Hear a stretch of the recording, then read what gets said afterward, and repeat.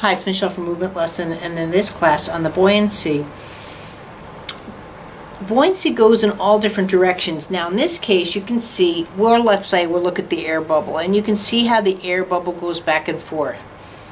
Now I cover this a lot in training, and matter of fact we're really going to be covering it in segment 2, which I'm about to do. But there's a way of, do you see my air bubble? I'll bring it a little bit closer. See how it can be off tempo from now the blue wave. So when I touch, do you see how at first I'm trying to synchronize the air bubble with the blue?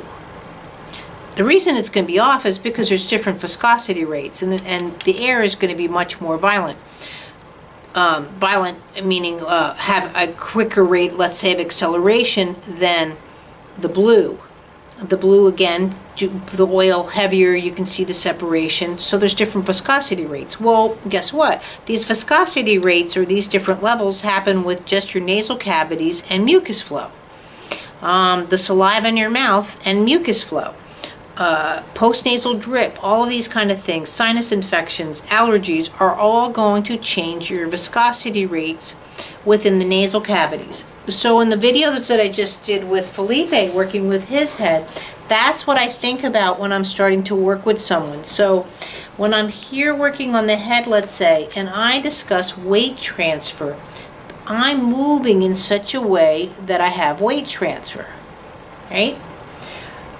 So all these nasal cavities are open, but also when the head shape starts to misshape, the soft spot is off, the closures, all of those kind of things will change your buoyancy rates, your viscosity rates, any of those languages that you want to use. Even just the way the tongue might pull from a low tone versus wanting to come up in a typical tone, or be spastic in a high tone.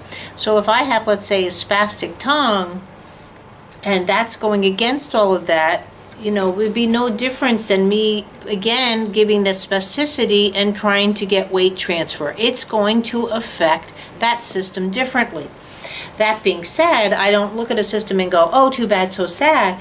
How do I teach the system, the body, to have movements that feel pleasurable, are easy, whatever, again, is the language you're using.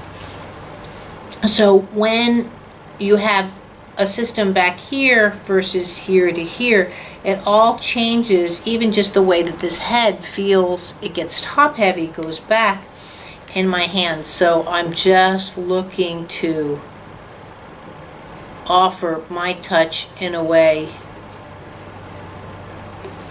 So I don't know if this will do it. Let's see.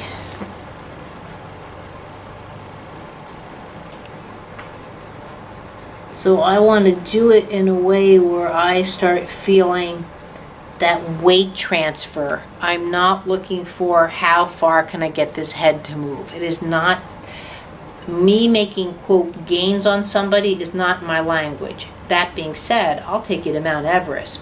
I'm never helping a kid just sit up. I'm helping a kid at the same lesson trying to run. I don't look at people like that. Or let's say if I'm working with someone with Parkinson's or MS. I get it. I can't cure the Parkinson's.